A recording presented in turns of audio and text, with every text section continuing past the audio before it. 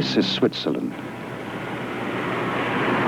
The time, early spring, 1978. An unusual team of people makes its way to a secret rendezvous. Their goal, a tiny mountain village named Schmidt-Rutti. Head of the team is Lee Elders. Based in Phoenix, Arizona, he runs a company called Intercept that deals in industrial counter-espionage. Britt Elders, his wife and partner in Intercept, specializes in electronics. The third member of the team, also a partner and longtime associate, is Tom Welsh. They were brought here by Wendell Stevens, retired Air Force colonel and for over 20 years one of the world's leading UFO investigators. Their mission? To check out one of the most remarkable UFO cases ever reported. One that has been called alternately too good to be true, the hoax of the century, or the start of a new age for humankind. Steve, how long has this case been going on? Since 1975. How many sightings or experiences has this man had? Well, he's had over 30 that I've heard of so far. What makes the case so special in your mind? Why bring us all the way up here from Arizona? Man, up to now we've been dealing with just the tip of the iceberg. There's a mountain of evidence here. There's other witnesses, there's lots of photographs, there's recorded sounds, there's landing tracks, a lot of things in this case. Bigger than any case I ever saw before.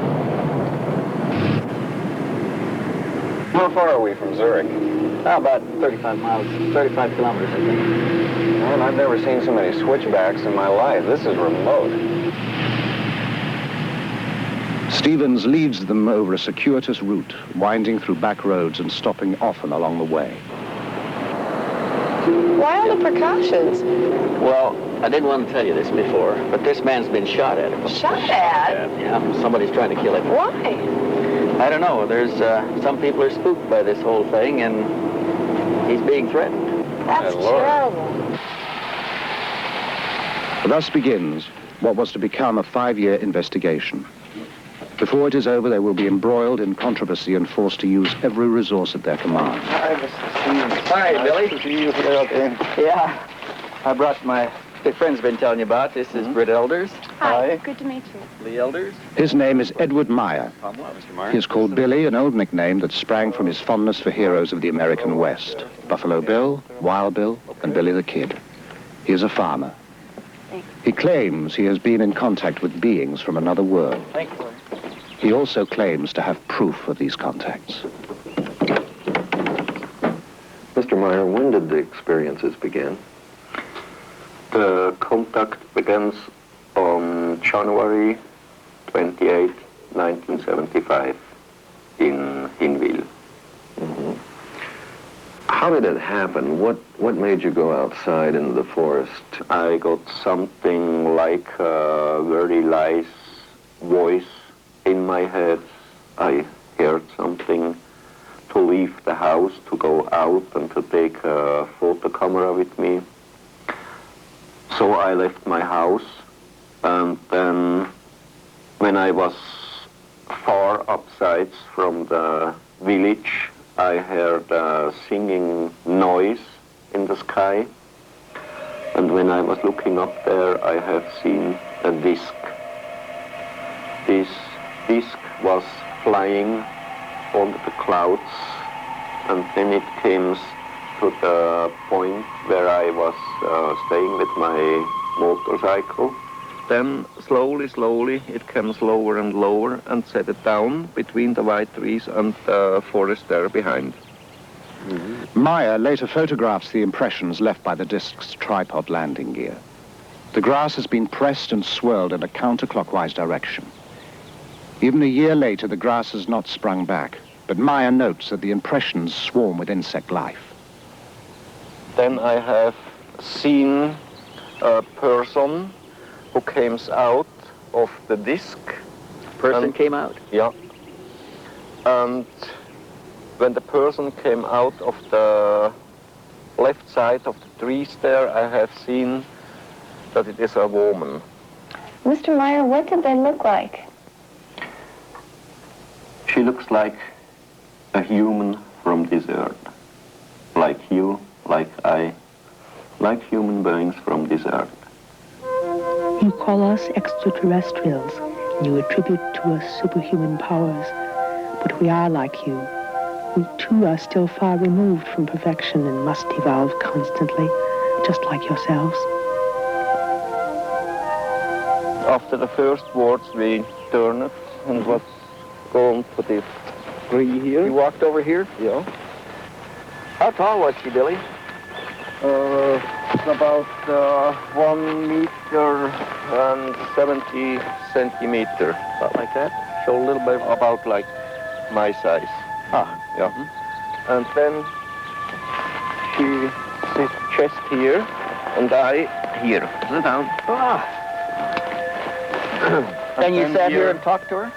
Yeah. Then we was talking here for about 1 hour or 1 hour and a quarter, something like that. Did she give you a name? What did you call her? Yeah, she told me her name is Semyase. Semyase. Yeah. Billy, what kind of feeling did you have sitting here under this tree with a woman who just landed in a spacecraft? I wasn't afraid about these things. I was afraid about the army only, because they have a station somewhere there behind the forest. But I wasn't afraid about the disk. Where do they come from, Mr. Meier? They shall be coming from the star picture of the Pleiades. The Pleiades, a bright star cluster some 500 light years from Earth. Although the cluster consists of hundreds of stars, 7 stand out clearly to the naked eye. The Greeks call them the nymphs of heaven. We call them the 7 sisters. What was going through your mind? What did you want to talk about? You see, my head was full of questions, but the most of the time she was telling me, and I hadn't many chances to ask her something. Several times we have tried to establish contact with Earth humans, but usually those selected were not willing. They were afraid others would consider them liars, or mad, or would try to destroy them. You see, the first she told me I shall get the most best pictures of UFOs, what's ever happened on Earth. The second thing, I shall go out to tell the truth to the human on Earth, why they are coming to here, what reason they have, that they are coming to Earth not to harm us, not to make war, not to bring peace. Why are they interested in us, a society thousands of years behind them in technological development? According to Meier, we share common ancestors. Their forefathers were our forefathers. We are, in a sense, family. This is the place, Bergerumlicum, where I took that picture. Show us how you took the picture, Billy. Meier takes the team to other contact sites and demonstrates how he operates his cameras. I have here a small wheel to turn the film, and I can get the picture. You see, on this way I put on my camera. We're taking movies, right? With a film camera on a tripod, Meier can shoot stills with his 35mm camera at the same time. And then I can start to film. Here I got the movie, when was the ship hanging there up, and when it after was jumping. By jumping, Meier means the ship disappears and reappears. From that out, I always got the electrical hit. By electrical hit, Meier means an electric shock. He also noted a light shift at each event. On this place I had one... Meier takes the investigators to over a dozen sites, describing the craft, which he calls Beamships, and relating the information he says the Pleiadians gave him. You see here, you see there the road, and on the middle of the distance to the road was the ship hanging in the air and bubbling in a very strong wind.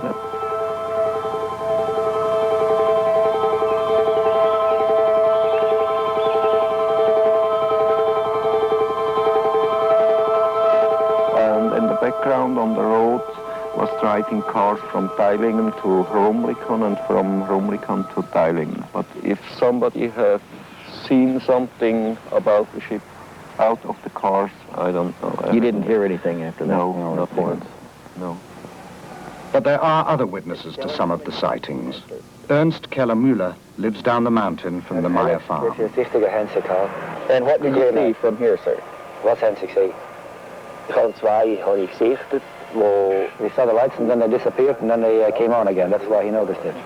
And then what happened? Wat is nog aan passeerd?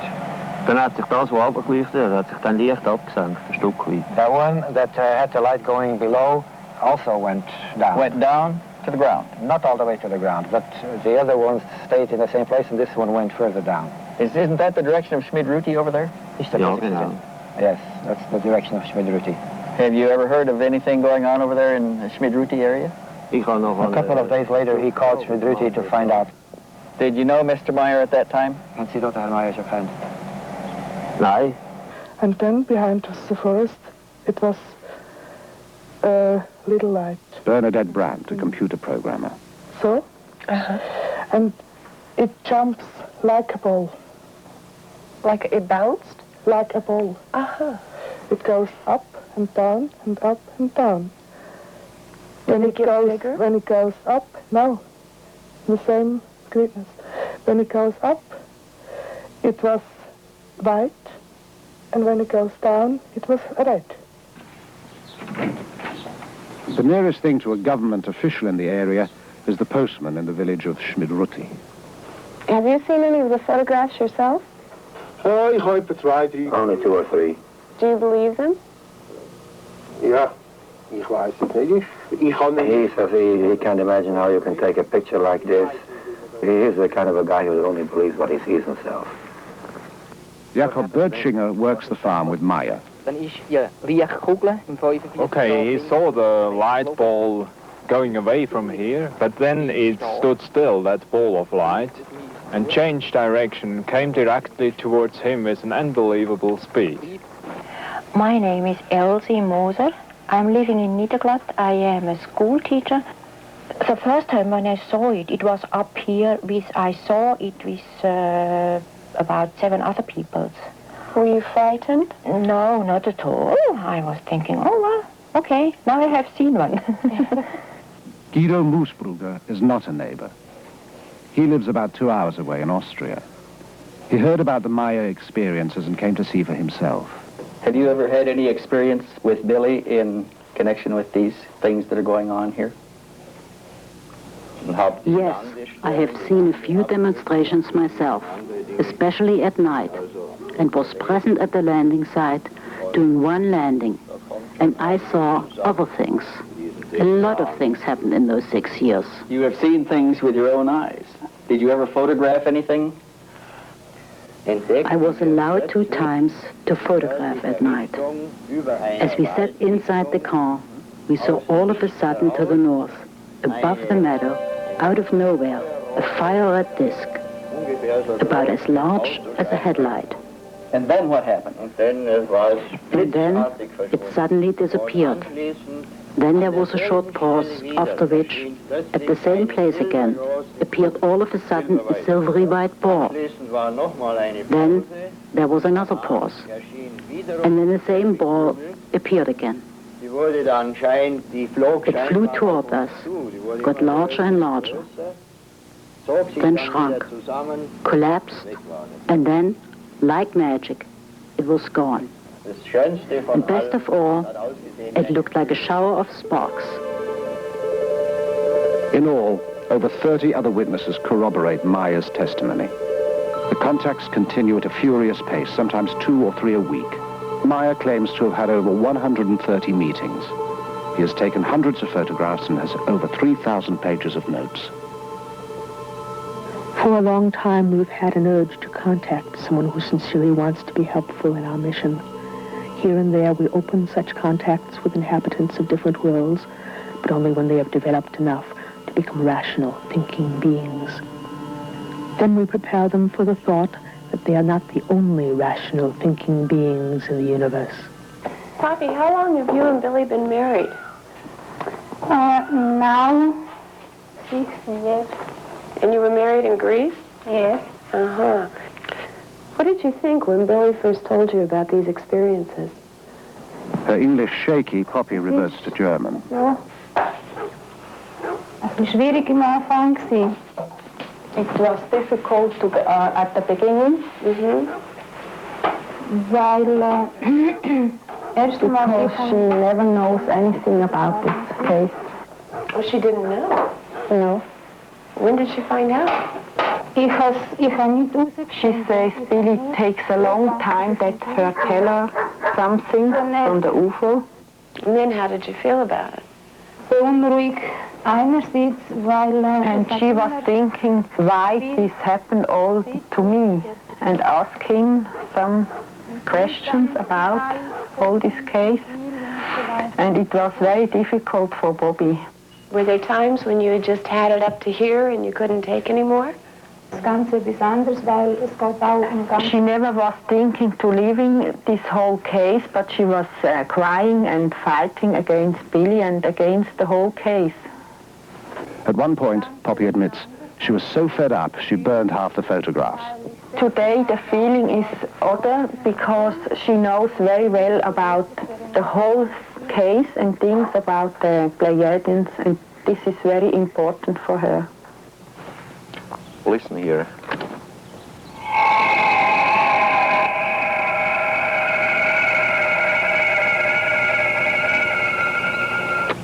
Wow. You recorded that here? My wife recorded this one here, and in the meantime, I've been there down very standingly with the other recorder. You had another recorder down Yes. there. How high was the ship above you? About 60 meters. 60 meters. How far would you estimate it is from here down here today? I think some 300 meters. The sounds bear no resemblance to anything Stevens has heard before. Meier gives them both tapes for analysis.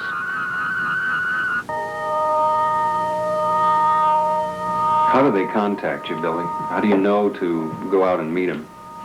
Yeah, that's a simple way. If I hear the order in my head to go to a contact, then I leave the house or just the place where I stay at the moment, and then they will guide me to the place where they pick up me. You say they're advanced technologically. How far ahead of us advanced are they? They are about 3,500 years in their experiences about technology. They study us because we represent an earlier stage of their own evolution. They made a very interesting observation at one point. They said that if we could now concentrate Earth's energies and resources, we could achieve all that they can do now in about 300 years of our time. Yeah. If you've been in the ship, why not photographs inside of the Pleiadians themselves?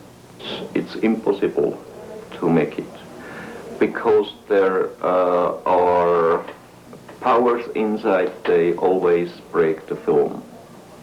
He's taken a number of rolls of film, and when they're developed, they're usually black. They've got anything that's wavy lines through it. So you're I lose it so hundreds of films. Why are they here now and what do they want? You see, they don't come here to harm us. They don't come to start trouble here or war or to overtake the earth in their ruling. They just see us here as their little brothers or something like that. And they want to bring the real teaching of the natural life and of the spiritual belonging, spiritual teaching, spiritual life, and all this. But they must want something from us. They just want nothing. Nothing. You see, for the human on Earth, it's impossible to believe this, but that's really the truth. They just want nothing from the humans on Earth. The session goes on for hours. To every question, Meier has an answer.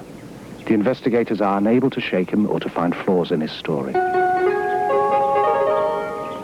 Overwhelmed by the evidence they have gathered, the team meets to plan the next stage of the investigation. We're getting it all. We'll leave tonight? Yeah. Okay, on Meier, I think Meier is a very sincere and honest type person. What do you think, Steve? Has anything changed since you were here? The man seems to be the same, but there's some things changing around him. He's better off. He's got more people around him. More things are happening, but he still is basically sincere. What about the psychological aspects to the man? Do you think it's possible that he's a little schizoid? I mean, it's difficult to tell if what he's saying the Pleidians are telling him is actually coming from them or coming from him. Well, how do you determine that? Well, we can never prove Too many that other people aspect involved. of the case. Others have seen the same thing. There's a terrific cross-section of people here. You've got a school teacher, you've got a commercial pilot, you've got a businessman, you've got a CPA. They're as good as any average cross-section of society we've got. And they all tested him themselves to their own satisfaction before they ever got this far. Well, I think we ought to go back and throw the book at this one. Everything we can, top technology we can get involved.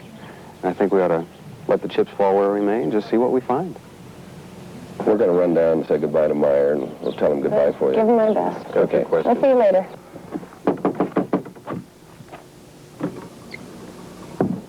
They've done what they can here. Meier has turned over all his material, but he has one more surprise in store. So we want to thank you for all your time and trouble. Oh, yeah. Okay, just a moment, wait. Okay. I have here something. Here. What's this? Metal samples. Metal samples? Yeah. Where did you get these? I got it from Symbiosis, and she brought them from Nera. Are they extraterrestrial? Yeah. Metal samples. The kind of hard evidence Stevens had hoped for.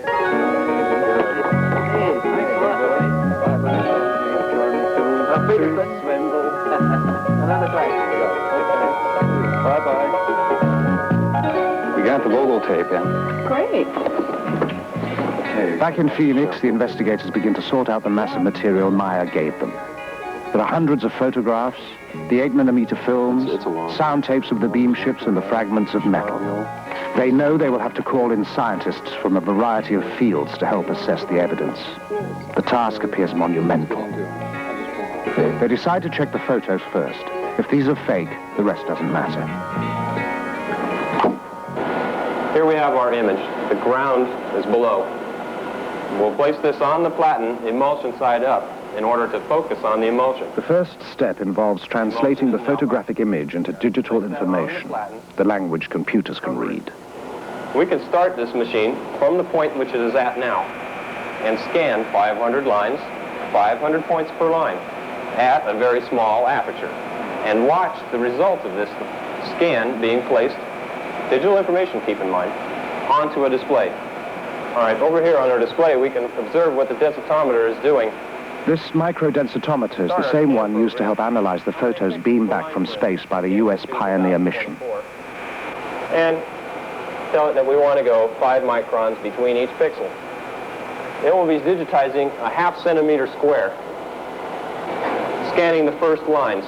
The digital information will be sent on for an analysis that will take weeks to complete. Meanwhile, Welch and the elders decide to learn what they can of the history of UFO experiences. But can you give us some more background on this phenomenon? What is this all about? Well, it's not a new thing, Lee. This thing's been going on for a long time. How many sightings have there been? One of the researchers calculated that there may be as many as 70,000 reports in a year worldwide. Is there anything these sightings have in common? Okay, there are some common things commonly reported. First of all, they're always accidental. UFO pictures, up to this point at least, are accidental. They happen once and they're gone. In Stevens' files are over 3,500 photographs of UFOs, some from early in this century. Most were single sightings, some observed by several people at the same time. In Perry, Ohio, the whole town watched a UFO at twilight for 30 minutes. In Brazil, a Navy photographer took a series of photos of a UFO flying over his vessel. Observers at NASA have spotted UFOs at our space launches. Tientsin, China, Woonsocket, Rhode Island, Norway, Corsica, Japan, New Jersey. These are among the sightings that are reported. No one can guess how many go unreported. Mary, do you have that file that we had on spectrographic analysis that we did? Oh, yeah, Tom, it's As right the investigation continues, results from the testing begin to come in to the Intercept office in Phoenix. Hey, Lee. Hey, Tom, what's up? Just got this back. We sent this photograph over to Neil Davies. Just got his report. Neil Davis. Physicist, aerospace industry subcontractor. Right, okay, got it. Examined the photograph with microdensitometer. Also, these you're seeing here are the black and white color separations that he did, and let's see what the results were here. Examination of these plots did not reveal any details which would cast doubt upon the authenticity of the photograph. And there's more. Color copy negative, color separation. Nothing was found to indicate a hoax. And his conclusion is even more interesting. Let's see, black specks, color. Nothing was found in the examination of this print which could cause me to believe that the object in the photo is anything other than a large object photographed at distance from the camera. Meier reported 6 different configurations of Pleidian beamships. Davis analyzed what the investigators designated as Variation 2. Variation 3 now goes to computer analyst Jim DiLitosa. This is the new picture that we digitized last week using the microdensitometer. We transferred it over to floppy disk here. Have you found any anomalies yet of any kind? Anything? I find strange things, but nothing that would tell me that someone's tampered with the pictures. I see. Nothing indicating a hoax method or indicating superimposition or anything like that? Nothing that I can find. Have you been working on the grain at all yet? Yeah, I have. Well, what are we seeing here? What we're seeing here is that the film grain holds up the way that it should. In the pixel distortion test, it appears to me and to the computer that this object was photographed in the same original piece of film at the same time that the background was photographed. In other words, no overlay. Hey, Lee, look what I got here. Stevens has more news. We got a report back from Shellman. Sound analysis? He had sent the sound tapes Meier took of the craft to Robin Shellman, specialist in sound identification. Interesting things. He found some things we didn't hear on there. Such as? Well, he picked up, besides the basic sound, he picked up a small dog barking. Of course, we could hear him. He picked up a European police siren. We never heard that. He picked up a crow cawing. Wait a minute, how in the hell does he pick all this stuff up? How does he determine the sound? They've got a sound bank back there that they match sounds in. They can identify known sounds. Okay, on this sound bank of his, anything there to match it? We have. He said he can't match the basic sound. He can match all of the other sounds on the tape, but he can't match the sound of the object itself, the emitted sound. Now look at this. He's concluded up to this point that the machine must have been built for a specialized application. Recognizing the sounds from such a machine may be difficult. Also, later, Shellman will theorize from the sounds what those specialized applications might be. To about 4 hertz. Picked an area here that... Next, Stevens takes the metal fragments to be examined under the electronic spectrometer to determine their components. A typical-looking area in the sample. Preliminary examination of the metal has been done in Switzerland.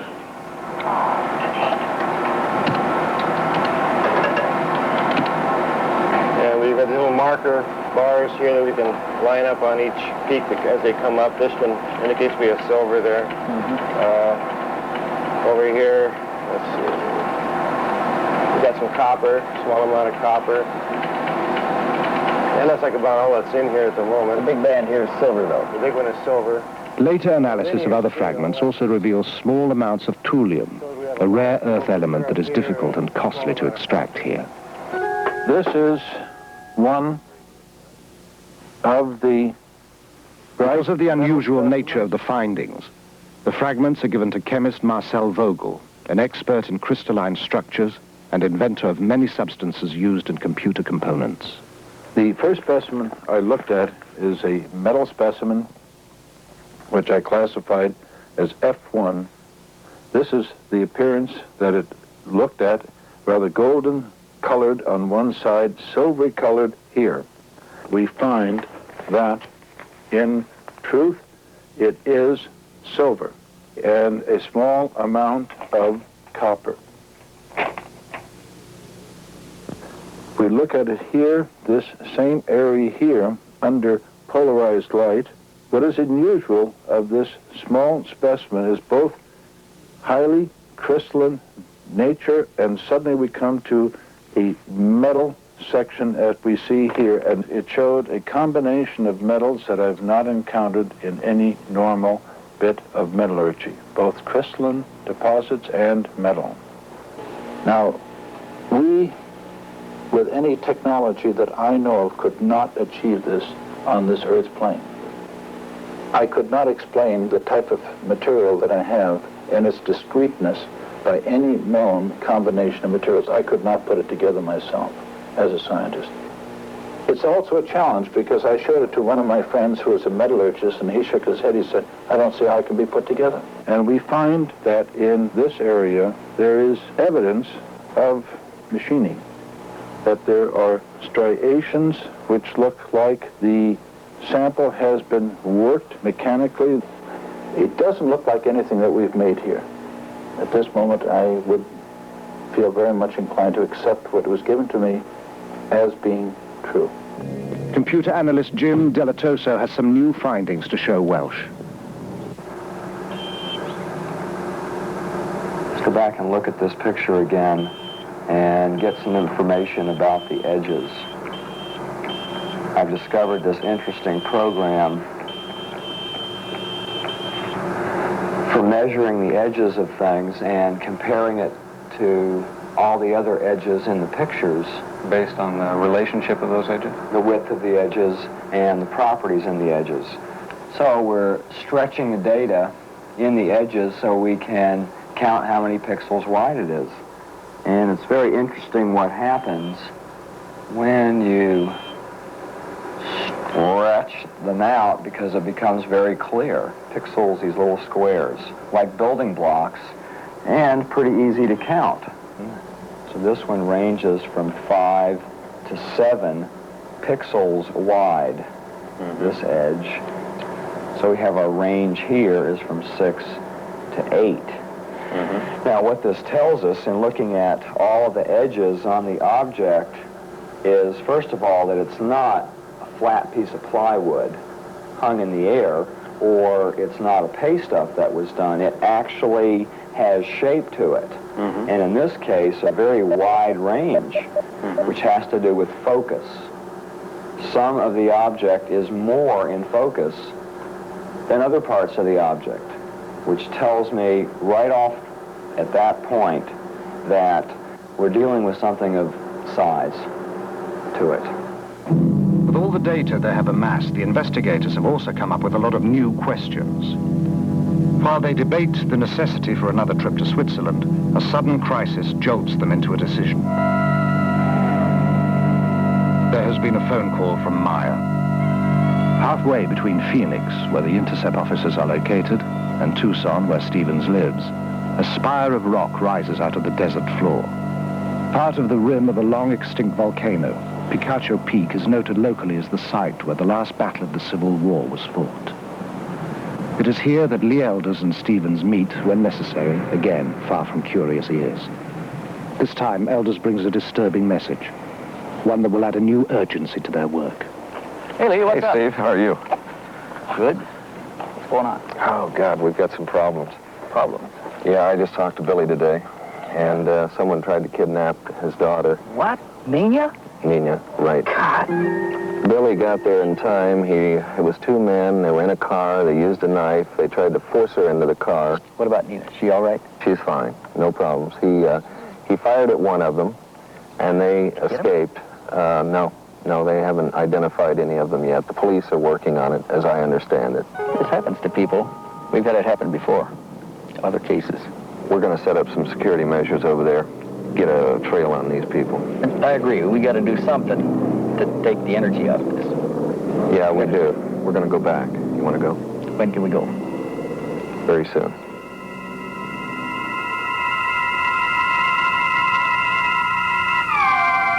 Hey, amigo, any phantoms up there? No, it looks pretty clean up here, but I want to check for third wire. In Switzerland, the investigators start their security sweep with the phones. No infinities. Everything looks all right. Tell you what, we better run a TDR up the hill, though, see if anything's hanging on the line. What do you think about, what can we do with the people? We've got to do something. There's two things we've got to do with them. One is we've got to get them to change the patterns, primarily Billy.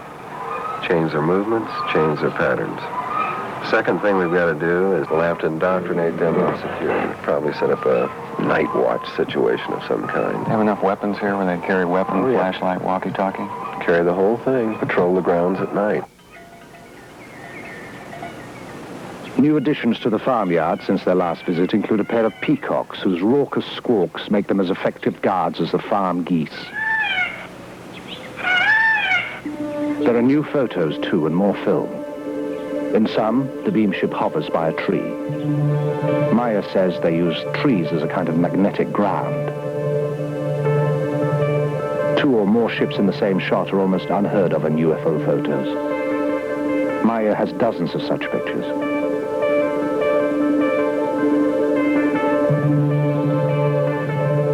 Ships below a horizon line, such as a hill, are even rarer. In this photo, the Variation 2 ship controls a smaller unmanned drone ship, designated as Variation 5. In one demonstration, a Variation 3 ship exhibits a behavior Stevens has seen before. We have often reported a nipping flight. We also have a wobbling flight, where it wobbles around a vertical axis. The bobbing effect, Meier explains, is due to the ship riding the waves of the Earth's magnetic field, much as a boat on the ocean. When Meier is about to have a contact, he receives a cooling sensation on his forehead. The communication is telepathic. He prepares carefully. He is usually taken aboard the Beamships, but is unable to describe their interiors very well. There are no words, he says. Apparently, they are totally unfamiliar. The gun is a precaution, due to the threats on his life. The hat is a favorite, one he picked up on his travels in the Middle East. The tattoo he received during a brief stint as a sailor. He dresses well because he can be gone for hours and the weather in these mountains changes constantly.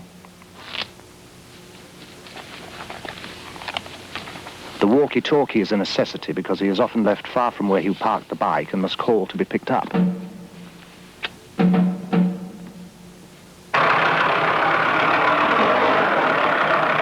Meier feels the Pleiadians can communicate with him because his vibrations, the natural frequencies of his mind, are compatible with theirs. Each human on Earth and each human over the whole universe has different vibrations.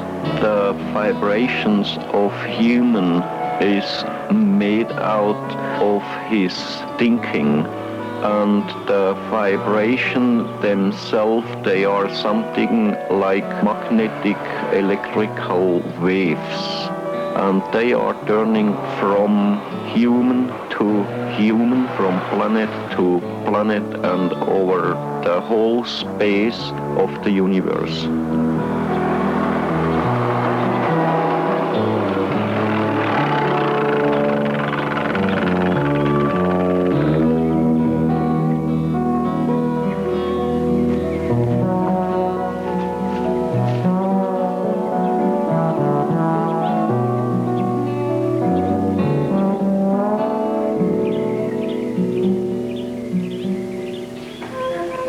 When entering your terrestrial state, we must make an adjustment in our vibrational patterns. It is similar to you adjusting the fine-tuning on your communications devices. In our case, it allows for the clear perception necessary for an exchange to take place.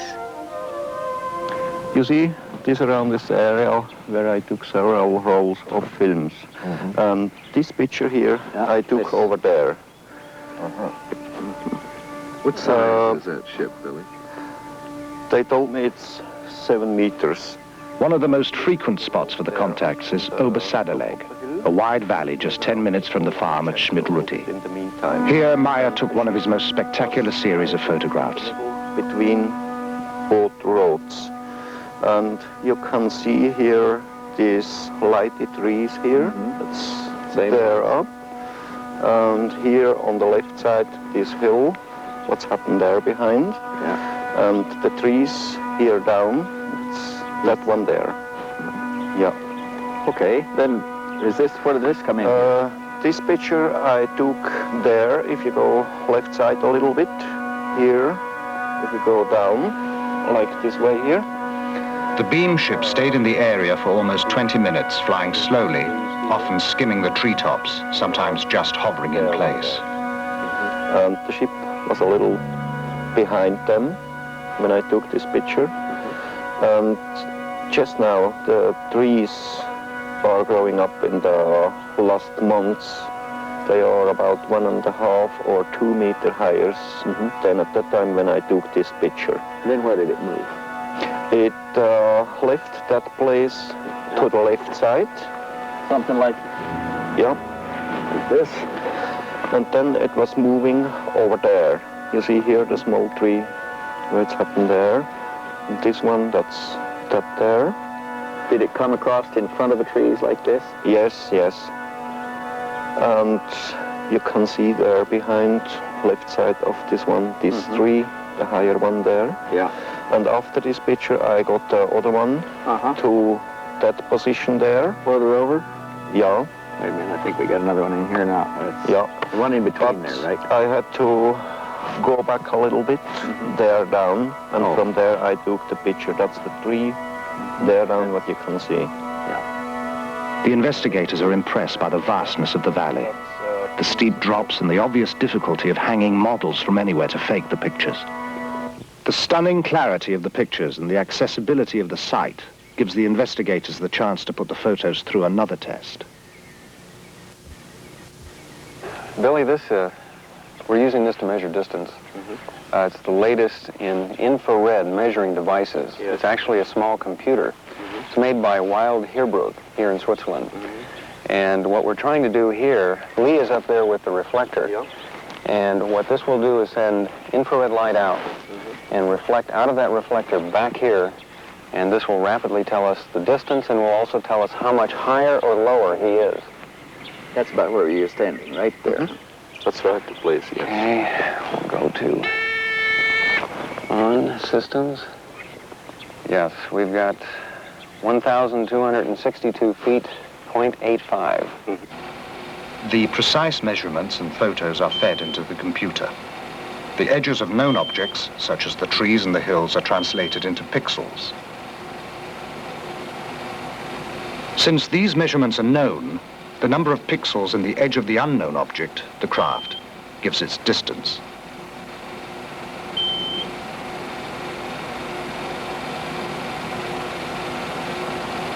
The Beamship is determined to be just where Meier said it was. Simple triangulation then gives it size. 7 meters, or about 21 feet in diameter. Billy, how many sightings? By now, the investigators have made over a dozen trips to Switzerland. The case takes up more and more of their time and taxes their ingenuity. Each test leads to another, and every result is double and triple checked. To test the possibility that the Meier photographs were made using small-scale models suspended by transparent monofilament, the investigators bring with them a detailed model of a Beamship they identify as Variation 2. While Welsh flies the model on a hilltop above the farmhouse, Meier and Stevens snap several rolls of film. The camera Meier is using is the same one with which he took all the other pictures. The results are impressive. To the naked eye, some of the photos appear genuine. Those photographs, they're interesting. They look pretty good. Pretty good. I saw one difference in them, and that was that those models look white. They don't reflect that silver gleam like the pictures that Billy had. You want to look at the focus in them, Hey, hi guys. What's Hey, Tom. what are you talking about? The pictures. Oh, yeah. Some of them looked pretty bad, but some of them look pretty good. I think we ought to test them. Pictures of the model are not all that good. In the pictures where he focused on the model, the horizon is out of focus. Where he focused on the horizon, the model is out. Well, not all of them, Steve. I mean, some of these photographs come out very, very good. We should put them in there for comparative testing under computer analysis. We've got to have that comparison. So when we look at models, there's a variety of things that are different. Then when we look at photographs of these objects, load in some colors first. That object right there is solid. It's one solid color. There's very little contour in it compared to other objects that are in the photograph, like the trees and things that we have color mapped in the background to be high contrast colors. And I've blown them up so we can look at the edges as pixels. So we're going from the brown object to the horizon. It takes 2 pixels. I mean, you can count it with your finger. You don't even need a computer. There's no contour to the object. Remember when we looked at the other photographs that were taken by Meier, the width of the edges ranged from 4 to 9. Point of the story. This is a small model. It's easy to tell small models. Well, we tested that fighter sequence, and that came out pretty good. We didn't find any strings in there. And when we got through blowing it up in the computer, we had the outline of the Mirage fighter, everything. The incident occurred at Schmarbühl. Meier claims the jet made 22 passes at the Beamship. Computer analysis using the information from a known object, the Mirage fighter, shows again that the Beamship is the size and distance Meier claims. What'd you find out from the base? You had some investigation going in that area. They're pretty tight here on military security, but they won't let us talk to the pilot. We did find somebody who claimed that he found a mechanic who worked in that squadron at that time, and there was an exercise going on, and an airplane did come back with the electrical system melted out. The fire control system had to change a lot of black boxes, get it operational again. What about Meier? What are we going to do with him? I think we ought to put it to him, you know. Let's go for the man, find out if he's telling the truth, and put the full court press on him. Really, this is a psychological stress evaluation test, better known as PSE. What we're going to do is ask you some questions. It's like a lie detector test. Yeah. Would you agree to doing this? Go start it. Okay, first question. Is your name Edward Meier? Yes. Could you speak a little louder, please? Yes. Are you wearing a shirt? Yes. Do you live in Switzerland? Yes. Have you taken photographs of Pleidian spacecraft? Yes. Do you ride your moped? Yes. Do you receive your mail at Schmidrudi? Yes. Did you fake the photographs taken at Ober Satellite with a model suspended, wait till the answer, or wait till the question is finished, suspended by a string? No. Let's do that one more time, okay? Wait till I finish. Do you live in Switzerland? Yes. The tape is taken back to be analyzed by Bob Phelan, a former criminal investigator with the Sheriff's Department of Colorado and a specialist in lie detection. Was also a yes, sir. Do you live in Switzerland? Yes, he lives in Switzerland. There's enough stress here to indicate that probably isn't where he prefers to live, or he's lived someplace else.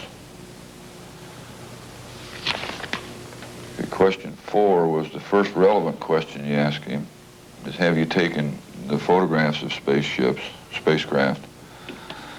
His answer was yes. He's being extremely forceful, though not deceptive. And my opinion on that particular question is that he's being as truthful as possible. Number 7 was the second relevant question you asked him, and he answered right on top of the question. And the person asking the question had asked him to answer the question again, and then he asked the question again. The stress levels between the two diminished the second time that the question was asked, which is not indicative of deception, because stress builds in a deceptive pattern. It doesn't diminish. If it was a deceptive answer, the stress would then increase, not decrease. Now, something was extremely interesting to me was the 8th question you asked him on, do you drink coffee? And for some reason, he's more stressful on the statement about coffee than he is about the picture of the spacecraft. Yeah, that makes sense, because about 3 days before we tested Meier, he promised his wife he'd stop drinking coffee, but we noticed he'd been sneaking a few occasionally. Okay, that could probably be the account for it then. Phelan reviews the tape several times. He could find no evidence of deception in the statements about Meier's experiences. Much of Meier's film has been lost or stolen, but the remaining sequences are, as promised, the most astonishing ever released. In one demonstration, the Beamship flies around a tree which can be seen to sway in the backwash.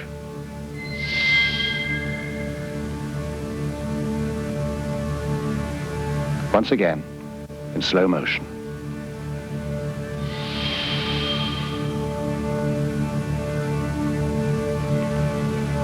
Even slower.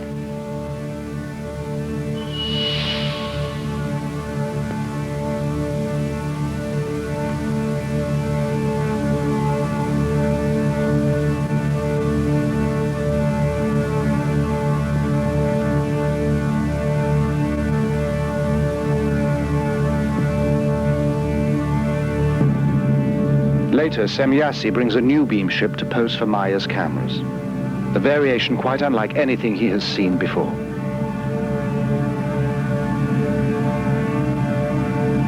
She explains, as best he can understand it, the function of the spheres for propulsion of the craft in interstellar travel.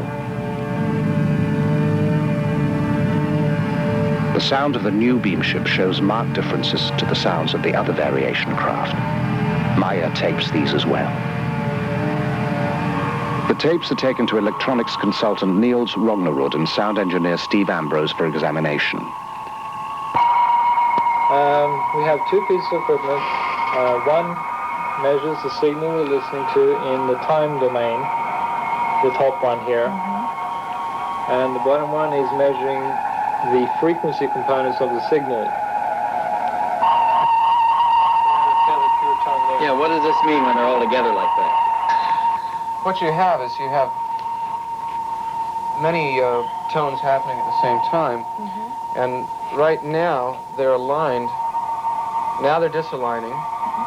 They're out of alignment. They're very much out of alignment. Now they're starting to centralize on one. It's not as though maybe before you had 10 different frequencies at random, and then all of a sudden 9 dropped out and you only had 1 left.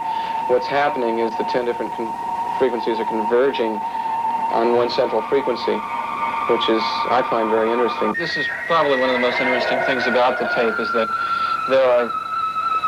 What's this right now? Very, very many tones. Yeah. And they're all changing very fast. For a moment there, we were looking in and we had 3 evenly spaced frequencies. See it there again? Yeah, you got them again. Yeah. Yeah. Yes, would it be possible to recreate this sound? To be honest with you, I personally don't think so. There are not synthesizers on the market that have oscillators that change that randomly. Even if you got 9 or 10 of them going, they wouldn't change from those peaks that quickly. So a significant thing is this rate of change. Well, and besides, if you were going to create a noise for a spaceship, you'd be hard put to come up with something as original as this. There's another alignment there. Okay, Lee, what we can do here is... Intrigued by the findings, Lee Elders takes the tape to Robin Shellman, who has studied the sounds of the earlier craft. We're showing this throbbing, modulating beat that we hear on the tape. This beat, or modulation, occurs at these frequency peaks. Each one of these peaks is a discrete frequency. If you wanted to give a visual display, let's say we're talking a motor, could be a motor, a shaft of a motor with 4 magnetic poles or coils around this shaft. The curious thing about this, it changes from 4 to 5, 6, 7, all the way up to a number that is difficult to discern. At a certain point, you're going to generate a certain amount of magnetism. And then later on, you want a stronger field. Well, you're going to select 8 fields. All right, now you're going to hear 8 pulses on the tape. And then later on, you want a stronger field. You can select 16, 32. Is there anything unusual about this? I would think it's highly unusual. I don't really see any application for it, with the exception of, like I say, either generating a magnetic wave of some sort for laboratory purposes or maybe in this case, propulsion. Without ever having seen a picture of the new Beamship, Shellman has drawn a representation of the spheres and offered an explanation of their function. The tapes hold still another surprise. Also, another interesting point to note here is we have a steady, there seems to be a steady pattern all throughout all of this random signal. It seems to be a level change very steadily in around 5 to 10 cycles per second, which happens to be in the area of the natural magnetic resonance of Earth, also called the Schumann resonance. Is that significant in any way? It could be. It's just interesting to note the correlation there. The peculiar correlation is something strange. I mean, why would the correlation be there? Yeah. You can see it on the oscilloscope. Meier says the Beamships can ride the magnetic field of the Earth. Rognerud's findings seem to bear this out. Going back to computer models of previous Beamships, simulation of the revolving lights reveals a kind of pulsing that matches the varying frequencies. The phenomena might also explain the ability of the Beamships to suddenly disappear from sight and just as suddenly reappear. In this 8mm film, the Beamship at the top of the frame disappears and appears again almost simultaneously, just above the slope of the hill. When the film is examined, the Beamship disappears and appears in the same frame, which means that less than 1/18 of a second has elapsed.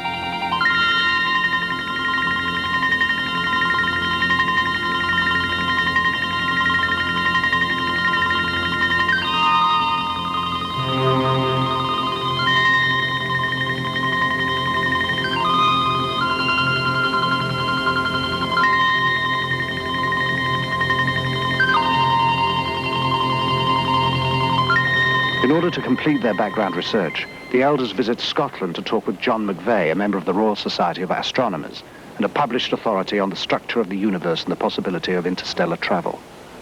Is it possible to travel from the Pleiades to this planet? I think the only way any intelligent beings and living beings could possibly reach here the influence of the sun from the Pleiades would be by some unconventional means, probably by hyperspace. One can use this term now a bit more freely because it has kind of scientific significance now. You know, this McVeigh is quite an impressive guy. He's written 6 books on related subject matter: life in outer space, interstellar travel. I think he knows quite a bit of what he's talking about myself. Yeah, I've got one question I'd like to ask him, though. What's that? I want to see if he's got any information on this historical connection we keep coming up with. Because we found it everywhere from the Incas to the Aztecs to the Greeks to the Romans to Egypt, everywhere. Possibly he's come across something in his research. Well, the Pleiades are very well known. In fact, they're a very ancient group. They're mentioned, in fact, in the Bible, in the book of Job. I can't just give you chapter and verse, but they are a very old group. And they've been used by many ancient civilizations to signify the approach of autumn, winter. Hippocrates recorded that summer begins with their rising and winter with their setting, and Greek temples are aligned to these events.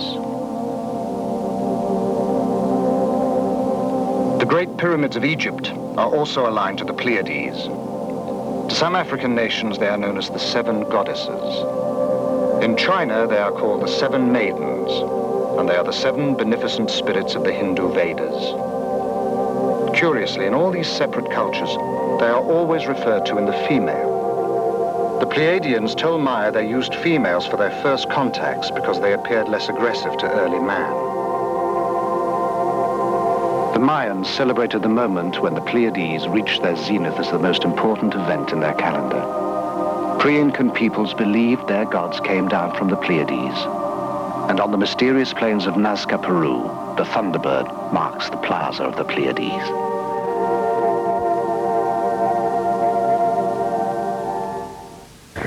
The lore of American Indian tribes is full of the Pleiades, which, according to some, stand at the gates of heaven. Historian John M. Hula, a Kiowa Indian, relates one story that survives to this day. It is tied to Devil's Tower in Wyoming. This mountain here, Kiowas lived in this area, and we call it the Old Tie. Kiowas camped through here, winter camp. And these children were playing. They playing and they were running along this ledge over here. A giant bear came out of the woods and chased these children. There's 7 children, seven sisters, we call them. And they came to this one ledge here. And the children got on top of it. This ledge began to grow. It grew out of the ground. As the mountain grew, the bear's claws were scratched in the mountain. And that's what we see today is the grooves up there. And from there, the 7 sisters went on up into the sky. And they're up there today.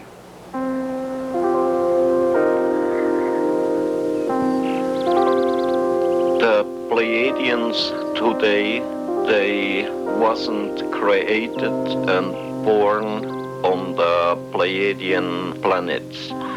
They came out of the planets of the system Lyra and Vega. But they was not created there because their forebears came from some other planets and other galaxy somewhere into space. Those space travelers who were the ancestors of Earth races came from star systems differing from yours in many respects.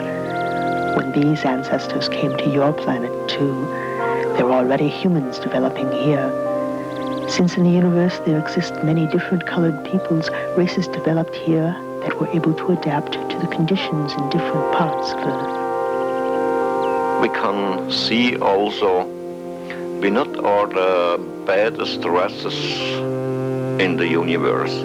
How many sects go to tell and to say that the most bad thing what's happened over all the universe shall be the human being on Earth. It isn't true. There is trouble here and there is trouble somewhere else into the space on other planets too. There remain only a few questions to clear up, but one of them has perhaps the most bearing on the Meier case. If his story is true, how did those beings accomplish a journey of such staggering distances? The investigators put the question to Alan Holt, an astrophysicist who works with the U.S. space program, and David Froning, a specialist in spacecraft design for that program. Gentlemen, is faster than light travel possible today in our technology, or is this still just theory? There have been physicists that have been so bold and brave as to actually postulate the existence of particles that travel faster than the speed of light. And they have called these entities tachyons. And they have shown that the existence of such faster than light entities may not violate known laws of physics. I've worked on a kind of a field theory approach, which is basically an extension. I like to view it as an extension of Einstein's last work on a unified field theory. I really think that everything is pointing to a breakthrough that will make possible faster than light travel. Now, not all physicists will agree with that. How would it work? The spacecraft, based on the propulsion concept I proposed, would use a field resonance effect to effectively jump into hyperspace, disappearing from space and time in our solar system, and then reappearing at a distant star. At the journey's start, Some distance is traveled and some time taken getting out of the solar system is shown by the curved line at the left. Then a hyperspace jump covers most of the distance with almost no lapse of time. Some time is taken again decelerating to the target, the curved line on the right. What shape would such ships have to be to make such a trip? I initially came up with this design, the central circular symmetrical shape. This top figure shows a field resonance system in its space-time jump mode, where it initially rises up to a certain point, and as it rises up, as the pattern gets closer to the resonance point, the colors can change, showing a higher energy flow. And you do get an effect in this concept that is very similar to what is observed in some UFO sightings. Okay. Dave, concerning the Pleiades, they're about 500 light years away from our planet. What would you estimate the time in this form of travel? We're talking about on the order of 8-hour transit times between the Earth and the system such as the Pleiades star cluster. According to Meier, the Pleiadians make the trip in something over 7 hours.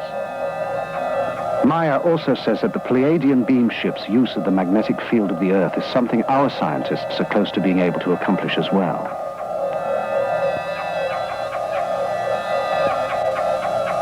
We're getting into a really interesting area in these pictures. We don't really have to test every picture anymore to see if it's a real picture or not. We can't find anything that tells us it's a hoax. So let's start looking for things that are interesting from picture to picture. This color here seems to contour to the shape of the craft. Have you seen this in a lot of the other photographs? In the Meier case. Look at the bottom here. On what's down here, it stops right in the horizon. With the coincidence of it follows this line in the craft, and it follows that line in the craft, and it follows parallel right underneath the bottom there, and we find it in half of the other pictures, I think it means something. You think it's something that we're not seeing in the photograph with our eyes? We get some kind of an aura, whether it's infrared, thermal energy, as yet I don't know. I think that craft is putting out a force field. The team had shown the Meier material to a variety of experts in an attempt to learn if any of it could be duplicated. They estimated it would require expertise in at least a dozen different fields, including metallurgy, astronomy, ancient history, and psychology. The panel concluded it would take over 10,000 man-hours and cost in excess of $1 million to duplicate the evidence Meier has. At that, the computer could still spot any fabrication. When we bought this center here, it was a picture like at the World War II end, and when we bought it, nobody of us had any money. We was working practically day and night for several years, many times 22, 23 hours a day. And so we built it up, everything here up on the land, and so it grows slowly, but it's all real, our handwork.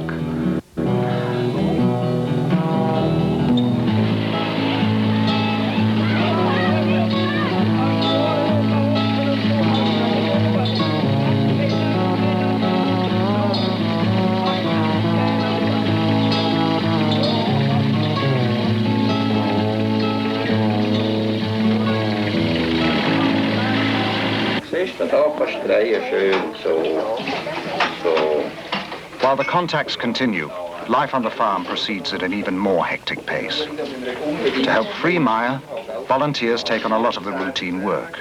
But their very presence, their questions, even their enthusiasm create as much strain as they relieve.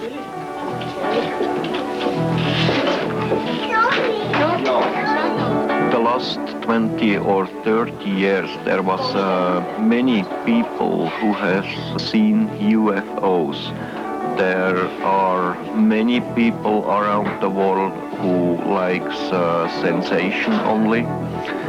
other one who are doing hoax to get money maybe, to get a name, but there are really many contacts and many people who have seen UFOs.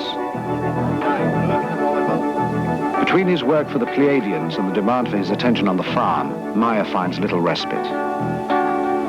For moments of precious solitude, he retreats to the land he knows. Above everything stands one force alone. We call it the creation.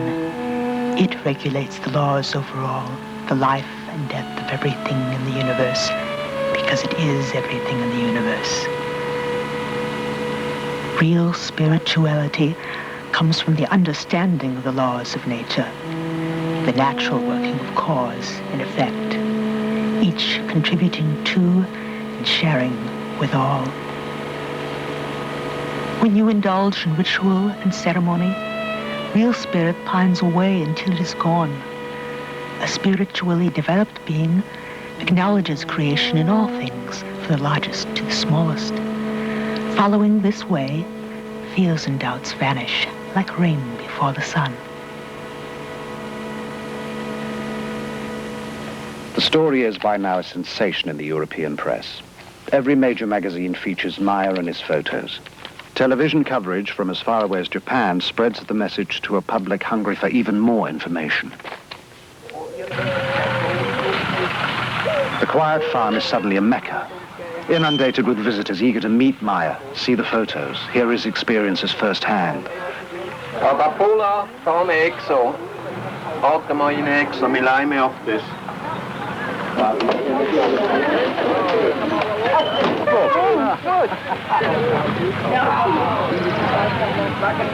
But Meier cannot refuse anyone.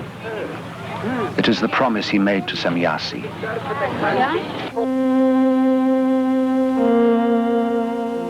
You have whole organizations which investigate our beamships, but they have little material which is really authentic. However, the authorities already know much about our existence, but they continue to deny the fact of our existence, or even the fact of their research. They want only to rule the cosmos, but they are not even able to create on Earth peace among themselves.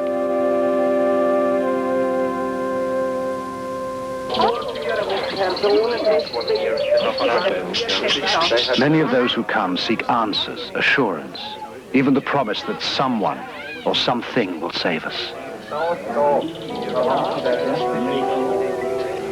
If we want peace and knowledge and love and everything here on Earth, we have to change everything by ourselves as human beings from this Earth.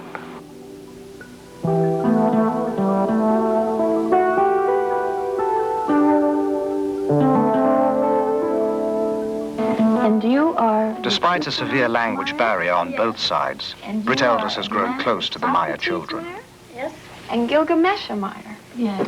Could you ask Atlantis for me if he's had any discussions with his friends in school about what has happened with the experiences? Mama, ja, then sometimes. Und dann, was haben sie gesagt? They said always, it's not true what he said. Aha. And Methuselah, has he talked to any of his friends? Und hast du mit deinen Mitschülern geredet? Ja. Und was haben sie gesagt? Sie haben immer gesagt, UFO Meier. He said they make jokes with him and said to him, UFO Meier like this. And then they have to go to the teacher, and the teacher said to the other people, why you say UFO Meier to Methuselah? And so they are quiet now. Would you ask them for me if they wished that their father had never had these experiences? Atlantis say on one side yes, and the other side no. Why the one side yes? When the UFO is... If Billy don't have seen this UFO, people don't come to us, and not so much fun for him. Not so much fun for him. It is especially hard on the children. With the publicity, security measures have tightened up. The children are taken to and from school. and their activities around the farm restricted. Most vestiges of a normal life have disappeared. But when a threat does appear, it is not from assassins or kidnappers, but a wholly unexpected source. One night, the household is awakened by a brilliant light that bathes the whole area in an eerie glow. Meier, disturbed because he has had no telepathic indications, grabs his gun and his camera. The light changes shape and intensity. It moves out over the valley, illuminating the valley floor, rising and falling until dawn, then disappears. At his next contact, Meier asks Samiassi about the phenomenon. She has no explanation. The Pleiadians do not know what the strange lights could have been. Meier is shaken. You know, everything is going on more and more difficult. I get trouble here in Schmidrütti. I get trouble with the government, with the people around us. I can understand this, Billy. It's not unique. Anybody that has an experience runs into problems. But the experience is unique. You've got to keep going here. And that's true. But, you know, there come some people here from the morning to the evening. Too many of them, all of them want to talk with me.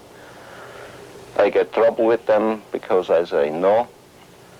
There is some other people who likes to kill me, who likes to kidnap the children. I know it's got to be very hard on you, Billy, but we've got to go on. Yeah, that's to say very easy for you, now, but not for me. I put a lot of time in this. We've taken your pictures back, we've tested them, we've tested the metal, we've tested the sounds. They all test good. You've got the best evidence that we have in any case, and I've been at this for 20 years. Yeah. And we can't stop. And what you find out, all of it?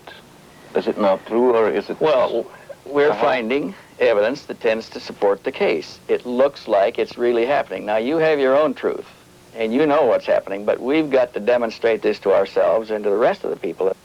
Please give it some serious thought. I need you. Yeah, that's true, but just now I don't know what I shall do, you know. I'm down, my nerves are playing crazy. My mind slowly is turning over. I have to think over about it. Please give it some serious thought, Billy. We can't stop now. We don't have any other way to go. But I think the world needs to know. I think you feel the world needs to know, but you just don't want to be the one. Somebody has to be. I know, but I have to think over about it. I don't know. Just now, I don't know. Grüezi. Grüezi. Danke. At the bottom of despair, an incident occurs that will reaffirm Meier's faith and give him the inspiration to go on. Stevens forwards a letter he received from a woman who had been seeing her daughter off at the Zurich airport. She shot several pictures, the usual departure shots, ending with a shot of the plane taking off. When it was developed, an object she had not noticed in the viewfinder of the camera had been captured on film. From the configuration, Meier recognizes it as one of the Pleiadian Beamships. Now he knows he is neither insane nor alone. For myself, I don't worry. I know the people over all the world calls me sometimes foolish, but too there is some other people who is thinking a little bit, there is other people who is thinking much, and then I don't worry if some of them calls me foolish or mad. Then I think it's very necessary to fulfill my mission, and I don't care about my health, I don't care about my life. If I have to lose my health or my life in fulfilling of my mission, then I have it to do.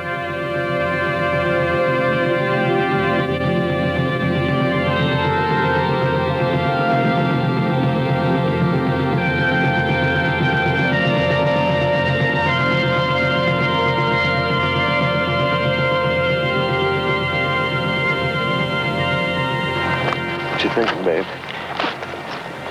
Oh, I was just trying to figure out how many times we've been here between the four of us. We've been here a total of almost 20 trips. Wow. 265 days. That's collectively between all four of us. And we're still searching. But I don't think there's much more we can do in the investigation end of it. I think it's pretty tight. I agree with you. I think we've reached our limit as far as an investigation is concerned. I think maybe now what we should think about doing is telling other people what we've done in the investigation and what we've found. Try to take some of the stigma off of it. I think we should talk about it and let everybody make their own decisions.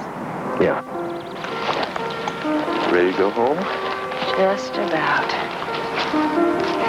Okay, wir sind heute also zusammengekommen, weil ich Bericht bekommen habe vom Lee. The investigators are anxious to release their findings.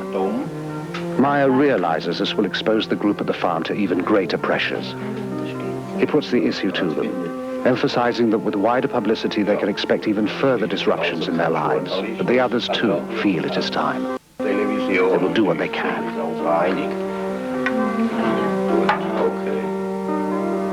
Why here? Why in this tiny, quiet, ordered country known till now for clocks and cheese? A banking center, aggressively neutral, a winter and summer resort. Nothing about Switzerland seems to indicate the choice. Except Meier is here. Pleiadians told me if I like, I can go with them to the Pleiadi, to stay there, to spend my life there. But the Earth, it's a very lovely and nice planet, and the humans here on Earth, they are not better and not better than on another planet. My hopes and my dreams, they are very simple. To bring love and peace and the fulfilling of all the natural and creation laws over all the world. Thank you for all your help and cooperation. Don't mention about all that. Thanks for working with us. Everything. If we've given you a bad time, we apologize, but that's strictly been for the sake of the investigation, okay? I hope we'll go on to work everything. We're going to look into it good. Yeah. We'll let you know. Well, we'll see you later. Bye-bye, Britt. Good journey. Bye-bye, Tom. See you again. Good flight. So long, Billy. Yeah, bye-bye. Kelly, it's been a pleasure. Bye-bye, Lee. Yeah. Lee, just a moment. They still comes. They are working here together with us. They don't leave so early. They will stay here for the next couple of years. So, they are among us now, watching, perhaps waiting for us to join them.